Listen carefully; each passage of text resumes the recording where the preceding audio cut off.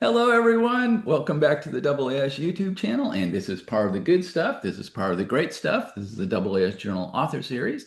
And I am delighted to have Paulo Cortés with us today. Hey, Paulo. Hello, everyone.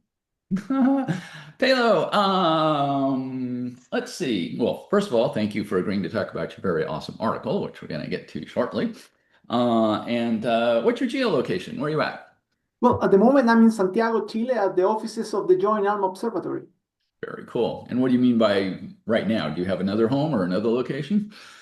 Yeah, well, usually I work a bit remotely from time to time, so I have an office at home. Very cool. Oh, yes. Well, yes. I'm at home right now. So Yeah. very cool. Chile. Okay. Let's see. We are coming up on solstice here in another month or so. How is spring? How is summer approaching in Chile? It's kind of weird, actually, because it's supposed to be kind of hot by now, You would but think it's so. quite mild. Okay. Actually, in fact, over the weekend, it was a bit cloudy and we got a bit of rain, which Wow. was unusual for this time of the year. Okay. Okay. Little late spring rain there. So don't worry though. It'll turn. You'll get there. I know. It'll get hot. Very cool. So I'm in Phoenix. And we are coming up on the winter solstice in the northern hemisphere, and we are definitely in our winter mode. And quote, a lot of people would think this would be summer if this is where they're at, but so we will get down to about 50, 60 F in the mornings, but it'll warm up to a very pleasant mid 80s F. In the daytime, so it's very pleasant. That's why we get all those Canadian snowbirds coming down. We want a little escape from Canadian weather in winter. Summer got to be terrible there.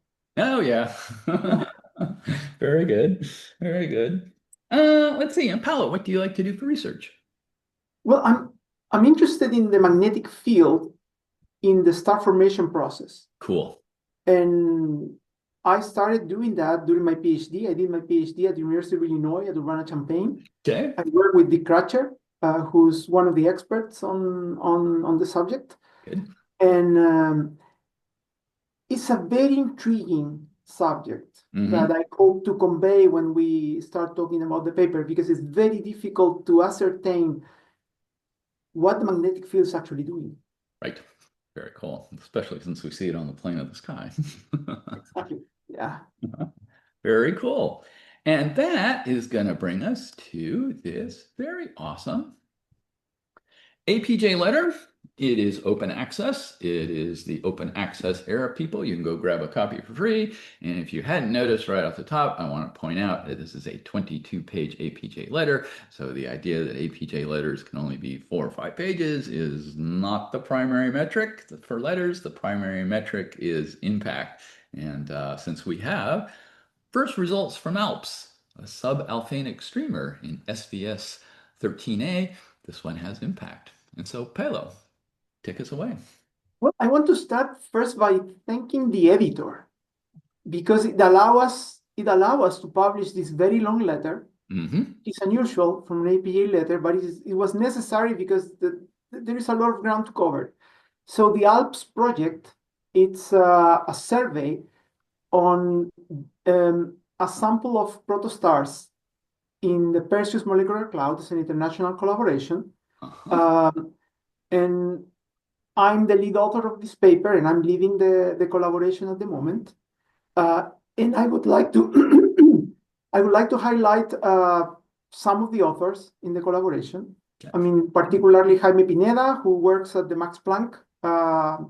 I'm very grateful of him because he hosted me on Germany Nice. for about 1 month Good. in July this year. Cool. It's very Beautiful. nice. Beautiful. And from the list of authors, you can see that we have people from the US, John Tobin, Ian Stephens, people from East Asia, Tianhao Xie, Piyali Saha.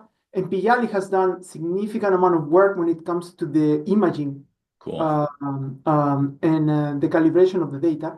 Joseph Miguel Girard, who's also an expert on magnetic fields, is a well-known scientist Uh-huh. based on Barcelona.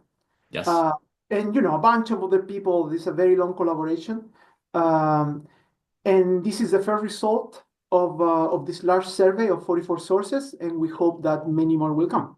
Very cool. And we will come back to that toward the end. So very good. This is the first, but not the last. Very good. All right. That was a great shout out, Paulo. And let's go. And in case you're wondering, it's the Atacama Large Millimeter Array Perseus Polarization Survey is APAS. And so let's go.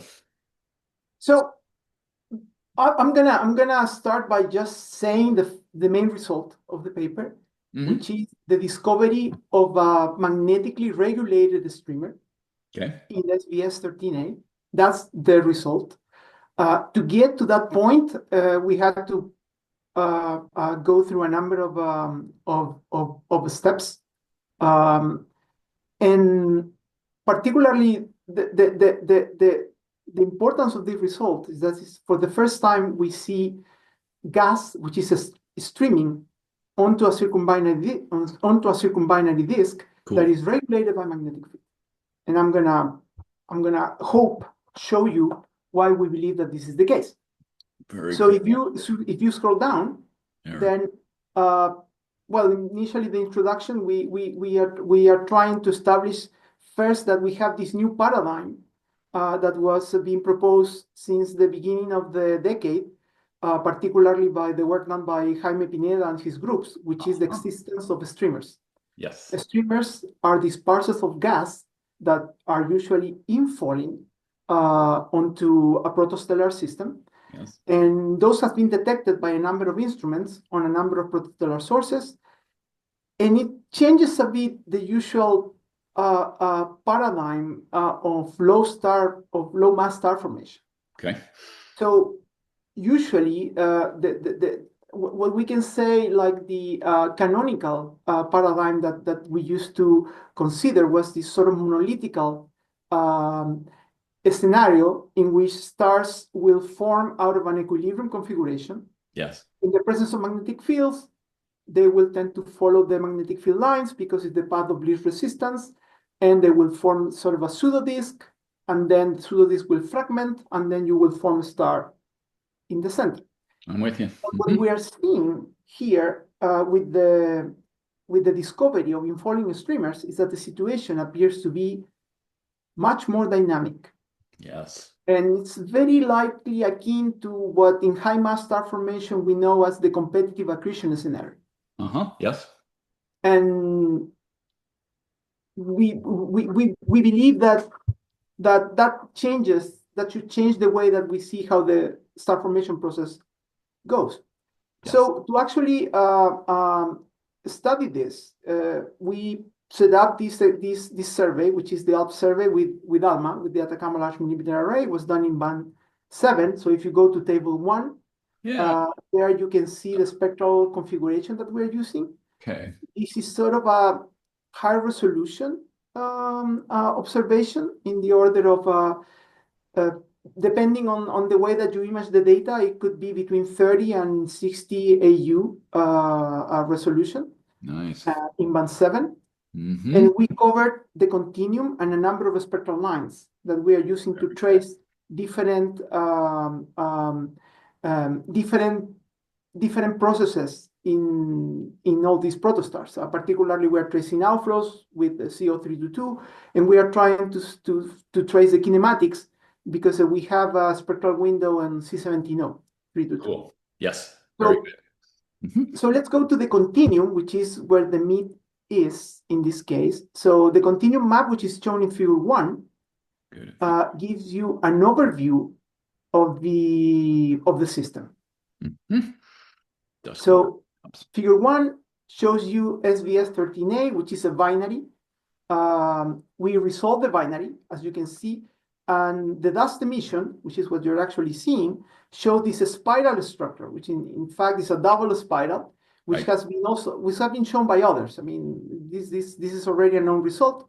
There is work done by John Tobin on the Van Damme survey, where we actually shows this result, and then the system was further characterized by Diaz Rodriguez 2022, which they also combined with VLA observations. They did a very nice work characterizing both the circumbinary disk and the individual sources. This system is also known as VLA4. and BLA4A and BLA4B are two independent protostars, class 1 protostars. Correct. And you can sort of see, it's not very well appreciated in the figure, that there is a bridge between BLA4 and BLA3. This paper doesn't cover that bridge, but it's there, and we hope to investigate that connection in the future.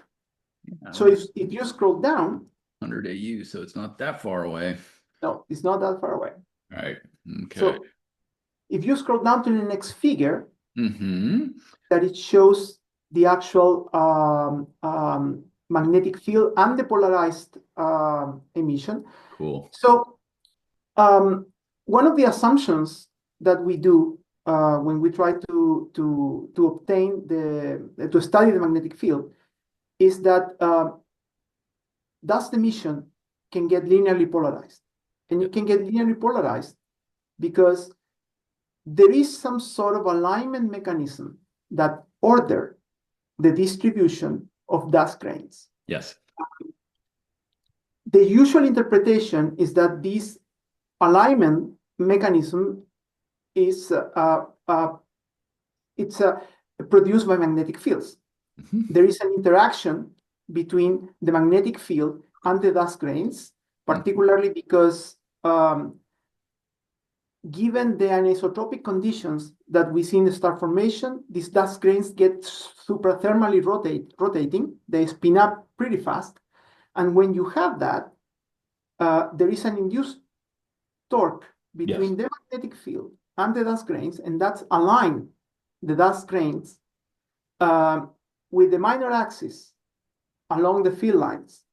But because dust grains are supposed to be elongated and it's a dielectric material, the emission, it's linearly polarized. Cool. So in the linear polarization, it's perpendicular to the magnetic field because it's along the major axis of the grain. I'm with you. Yes. So that's what we believe. Yes. But there's been recent evidence suggesting that there might be another alignment mechanisms in play, such as mechanical alignment, for instance. And that's why in the figure, I'm showing the polarization map and the inferred magnetic field. One is 90 degrees from the other. Yes. There is a recent paper by Leslie Looney, who is professor at the University of Illinois at Urbana-Champaign, who's also part of this paper, on another source, when he shows that mechanical alignment may be the best mechanism to explain the polarization emission that we see on that particular source. Okay. So then, for this work, we had to actually prove that we are seeing magnetic fields. Yes. Okay, good. And later I'm going to show how we did that. So if you scroll down. One question. What is the blue dash contour? Oh, that's the region in which you see alignment between the polarization pattern and the spiral in the dust emission. Ah, okay. Yeah, I see it. Okay. And that is unusual. It's not what you expect if you were to just see magnetic fields. I see. Very good. Okay, thank you. So if you scroll down. Sure. Dust polarization emission, polarization map.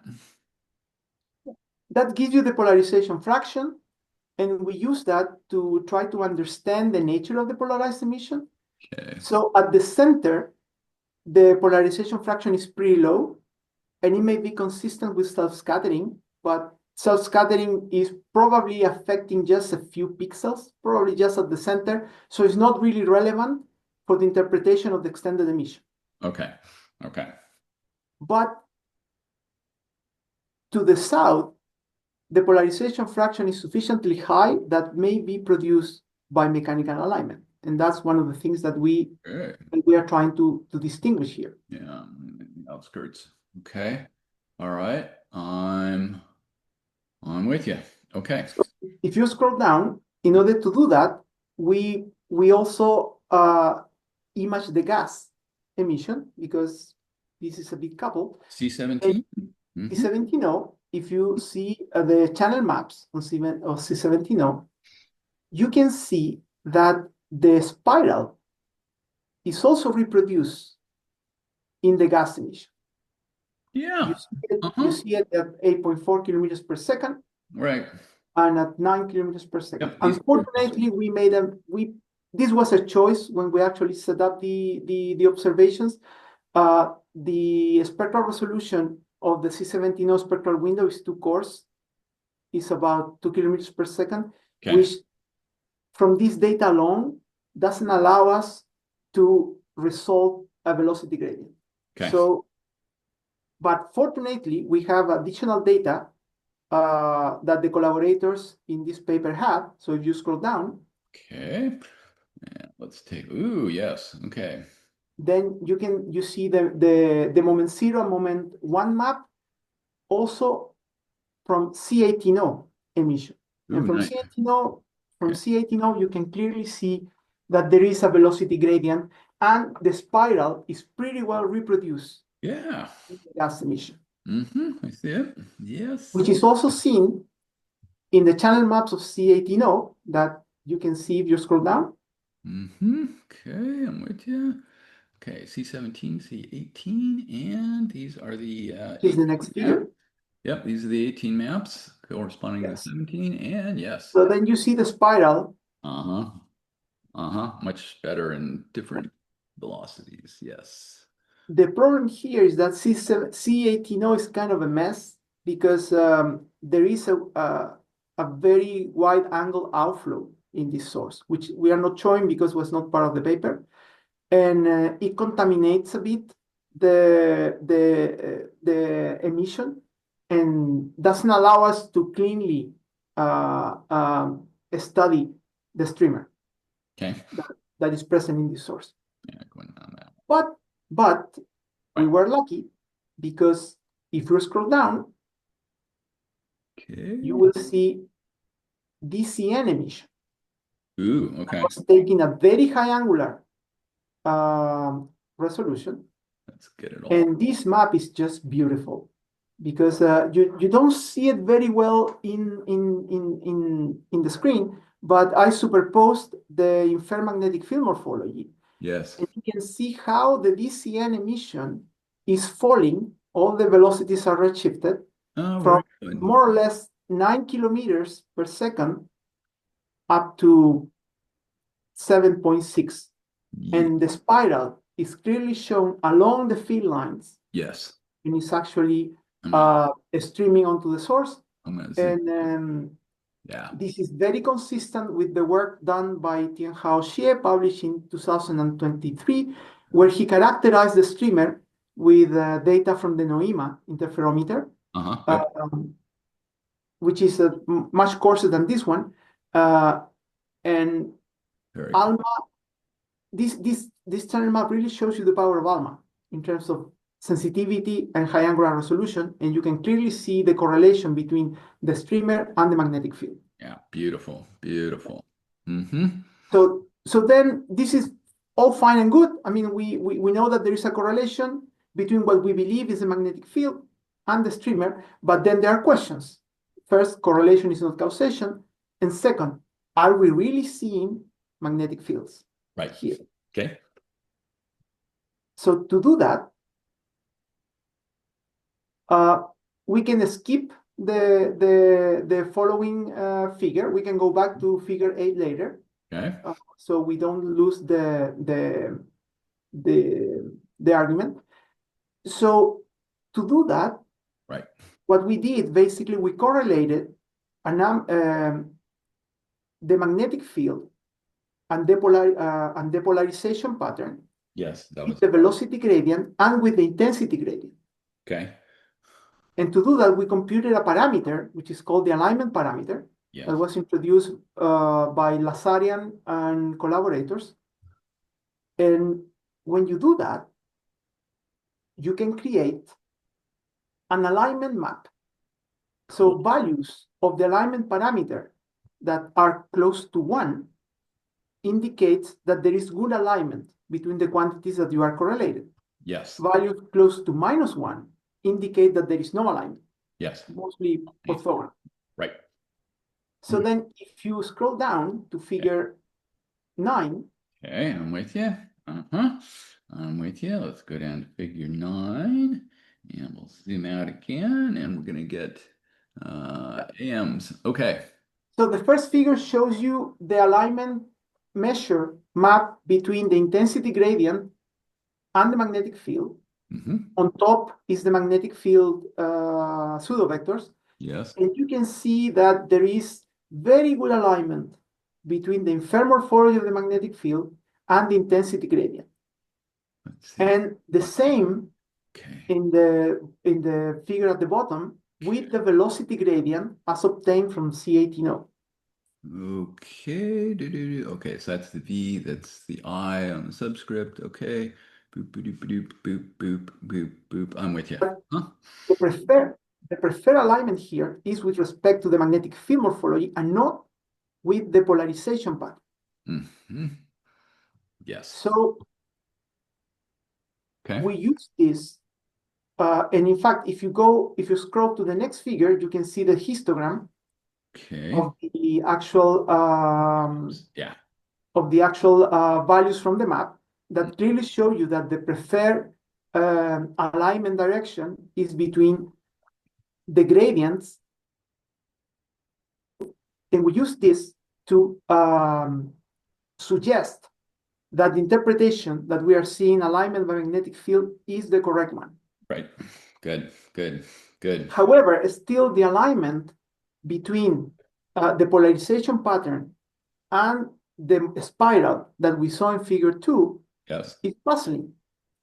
So there is the possibility there that we are still seeing some sort of mechanical alignment. In fact, there is a recent work done by one of the students of Si-Yun Lim in the University of Virginia, Daniel Lin, that proposed a new mechanism for mechanical alignment, which is the badminton-birdie mechanism, which is a very interesting mechanism because it's very elegant.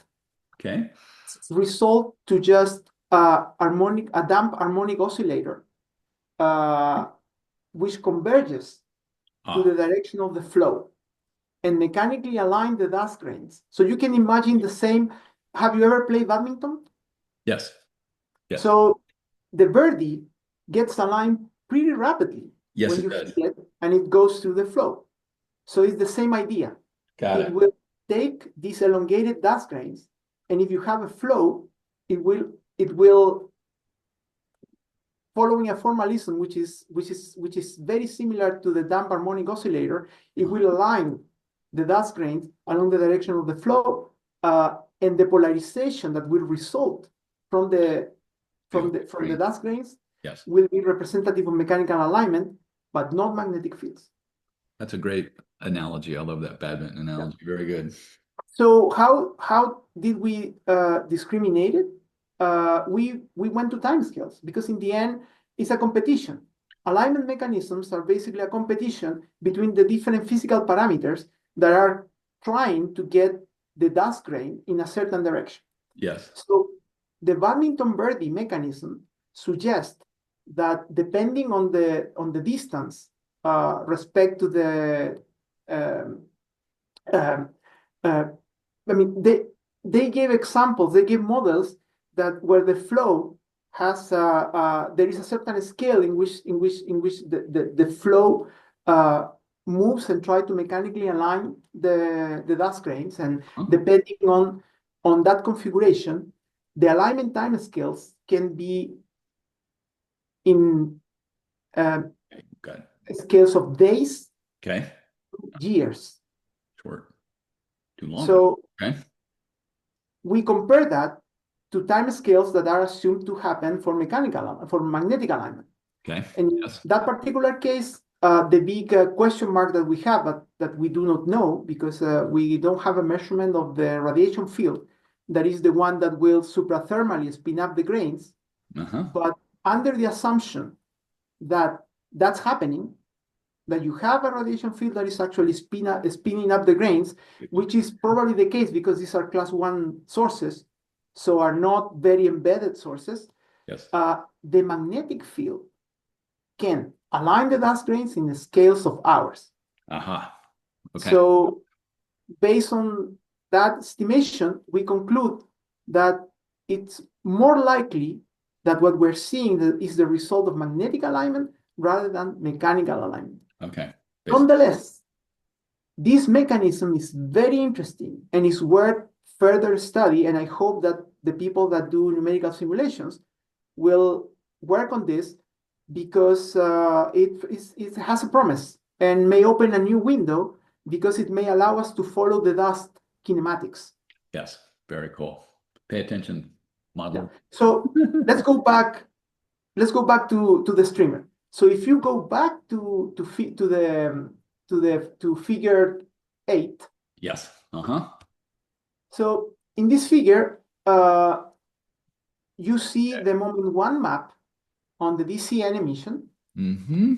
No, this is the moment 0 map of the DCN emission that shows you the streamer, and on top is the magnetic field. But we sample for this particular figure the spectra at different locations. Beautiful. Show that the emission is subsonic.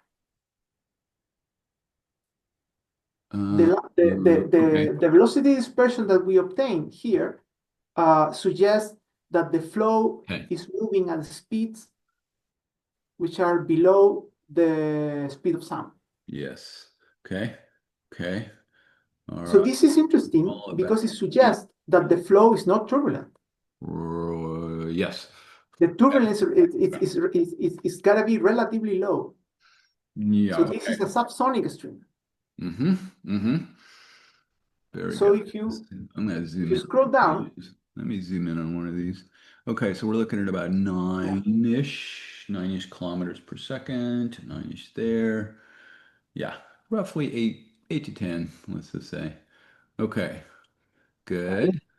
Tell you what are the so basically the temperature was determined by Tianhao Xian in his work when he characterized the streamer, and using that temperature, which is between 35 and 45 K, we basically obtain between a sound we obtain I mean the line width is in the order of 0.25 kilometers per second, and the sound speed is in the order of 0.35. Okay. So the flow is subsonic. Yes, I'm with you now. Okay, cool. Now, so let's summarize a bit before we go onto the actual result. Okay. What we see is a streamer very well resolved in DCN emission and C18O emission, which correlates with the dust emission, has the same morphology. And we have a magnetic field morphology that is also very well correlated with the actual streamer. With you. But the question is the magnetic field important or not? Is the magnetic field doing anything here? Because if you think about, these sources are already gravitationally dominated. There is a binary system, a class 1 binary system in there, so gravity already won.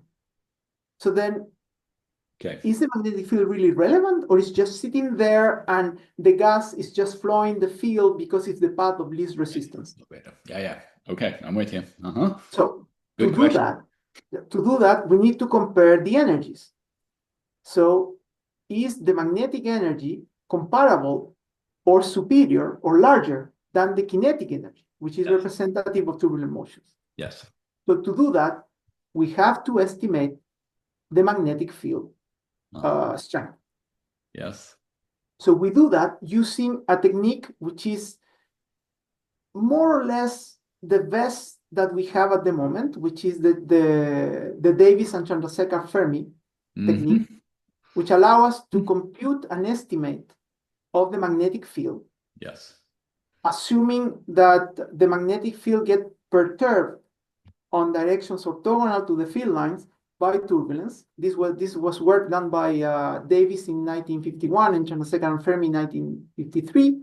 Yes. And give us an approximation, because it's basically a sum equipartition, an approximation for the strength of the field on the plane of the sky that depends on the density, the velocity dispersion, and the dispersion of the magnetic field lines, because it's basically a perturbation. Okay. So we can obtain values for all these quantities, particularly for the density. We use the critical density for the DCN transition, which is DCN 322. Mm-hmm. We use the velocity dispersion that we obtained previously. And for the magnetic field line, basically, we calculate the dispersion using circular statistics on a patch which is correlated with the streamer. Okay. Using those values, we obtain a magnetic field which is in the order of 1 milligauss. Mm-hmm. I'm with you. Yeah. Mm-hmm. So with that particular value, we can now proceed and try to estimate the balance of energies. Yes. And I have the equations here. These equations are a bit important because there is a point that I make out of these equations. So basically, if you assume that the quantities are independent of the geometry, okay, you basically get a ratio between the magnetic energy and the kinetic energy, which is shown in equation 5. Yes. And that allows you to obtain a value using the previous quantities, which is in the order of 0.5. That suggests that the flow is slightly magnetically regulated. The magnetic field is slightly larger than the kinetic energy. Okay. Okay. Now, it is important to say that it's slightly larger because in astronomy, and as the audience know, there are huge errors.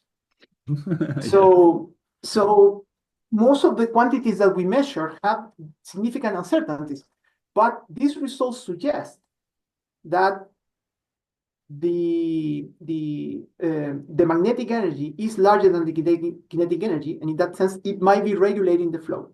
But there is a subtle and interesting point, which is the additional piece of evidence that I want to show later, is that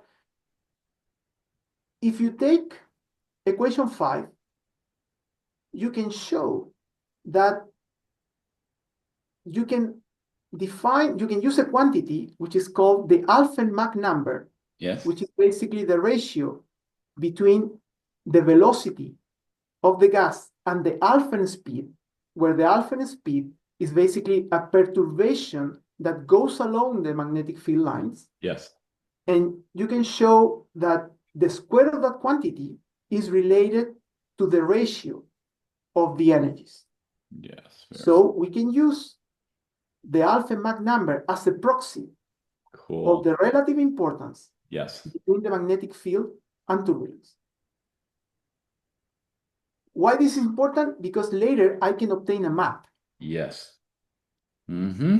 Mm-hmm. So in equation 7, I'm actually showing that. If you assume, of course, this is a big assumption, that the magnetic field strength is given by DCF, the Davis-Sanchon second Fermi technique, yes, then the Alphen-Mach number is just dependent on the dispersion of the polarization. Doesn't depend on anything else. Cool. Very cool. So you can compute a map because we have a polarization map. So then we can compute a map of the Alphen-Mach number. In fact, it was noted by Blexley Buchart in 2009, and she defined this as a local Alphen-Mach number, though she didn't make the relationship with the polarization, but she talks about how can we actually obtain a measure of the Alphen-Mach number. She related to the Zeeman effect. Okay. Mm-hmm. So let me make a pause here because I said that DCF is the best that we have. What we would like to have are measurements from the Zeeman effect. The Zeeman effect gives you an actual measurement of the magnetic field along the line of sight. Right. But at the moment, unfortunately, ALMA doesn't have the accuracy to reliably measure the Zeeman effect. So this is the best that we can do at the moment. So if you scroll down to figure 12, yes, see the actual Alphen-Mach number map. Okay. Very So cool. how we computed this map? Mm. Basically, we took a moving box of about 1 arcsecond Okay. and used that moving box to compute the dispersion of the polarization. Yes. That allows us to compute the Alpha-Mach number, because if you remember, the Alpha-Mach number, assuming DCF, is just a measure of the dispersion in the polarization data. Equation 7, yes. Yes. Now, the size of the window that we use was decided as a trade-off between an estimate of the error introduced by the window Yeah. versus how much we can propagate what we believe are artificial values. And I'll go to that point. Okay. So to compute the error, basically we assume that the distribution of the polarization is Gaussian. Okay. Under that assumption, you can say that an arcsecond moving box, which is about 9 beams in resolution, if you assume Nyquist, gives you an error of about 6 degrees. Okay. The Okay. nominal error that we computed for band 7 from ALMA polarization observation, which is the work that I published with Chad Hall in 2020, it's about 2 degrees. Okay. So Okay. then 6 degrees is not that far off. But when you look at the map, you see two things. First, you see that on the streamer, which is the northeast part of the map, the values are mostly sub-Alfvénic. Yes. And that means Red to white. that the magnetic field dominates Yes. on that part of the region, which is consistent with the thesis that we obtained by computing the actual energy ratio. Okay. But if you look at the center, you see values that appears to be super-Alfvénic. I will argue that that's an artifact, and I will go to that. So Okay. just to summarize the main result, because this is the main result, which is that on the streamer, the gas appears to be sub-Alfvénic. Okay. By being sub-Alfvénic, it means that the magnetic field is likely regulating the flow, guiding the infalling gas along the field lines onto the circumbinary disk. Cool. That's the main result. Beautiful. So at the center, you see values that appear to be highly super-Alfvénic, but there is a thing that I didn't mention. There is a bifurcation in the field pattern that you see in this map. Oh. And if you go back to figure 2, I'll show you what that means. Yeah, let's slide up to figure 2 here real quick. Figure 3, figure 2. So at figure 2, at the bottom, you see the magnetic field map, and you see this blue line. Yeah. That blue segmented line shows a bifurcation in the field, which we do not understand at the moment. Okay. We don't know what's going on there. Okay. So to the southwest, you see a very uniform pattern that may be the magnetic field, as we have suggested, but what is the origin of this bifurcation? We are not really sure. It could be a projection effect. It could be that you have, because you see the projected version of the three-dimensional magnetic field to the plane of the sky, you may have different configurations along the line of sight. And when you observe, you see the projection, so then you just see both. Could be, but we don't know. We will have to actually do modeling of the magnetic field. This work that we have done in previous papers, and you can check Sangüesa et al. 2021 for an example, or Saja et al. 2024 for another example in which we've done modeling. Good. But at the moment, we just see this bifurcation. But this bifurcation shows you morphologies that appear to be orthogonal to each other. And if you run a moving box and calculate the dispersion, you will be propagating very large values. Yes. Which might not be representative of the real Alfvénic conditions of the system. Correct. And how can you see that if you go to the appendix to figure 17? Okay, let's slide on down. Let me do a little quick slide here. Figure 17. Figure 12 is our original Alfvén map, and figure 16 and figure 17. Okay. Yeah. So in figure 17, you see yes. a much smaller moving box. This is a 0.5 arc-second moving box. Okay, good, good. Then the values that appear to be super-alphenic are very well constrained to the center, where you have you actually have the larger dispersions, mostly due to this bifurcation that I was mentioning. Yes, okay. But the error introduced, because the number of points that you have per moving box are smaller, is larger. In this case, it's about 10 degrees. 10 degrees. So we decided to go with 6 degrees because it's closer to the actual error that we have computed for the polarization position angle for band 7. Yeah, okay. And this is what we argue that we used to argue that most of the streamer is actually sub-Alfvénic. Yes. Yes. And this is the first time that we have evidence for an infalling streamer regulated by magnetic fields. Cool.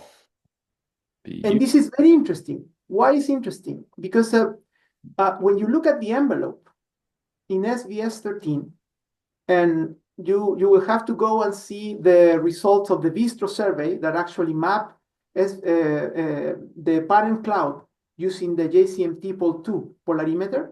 Okay. And you also compare large surveys done with the VLA in ammonia and done with Karma in H13CO+, there is evidence that suggests that the envelope may be in equipartition. Okay. The magnetic field and turbulence. So the question is, if you have an envelope which is in equipartition, yes, how can you form a magnetic channel that will allow the flow to infall from the envelope onto the disk? Yes. That I don't know.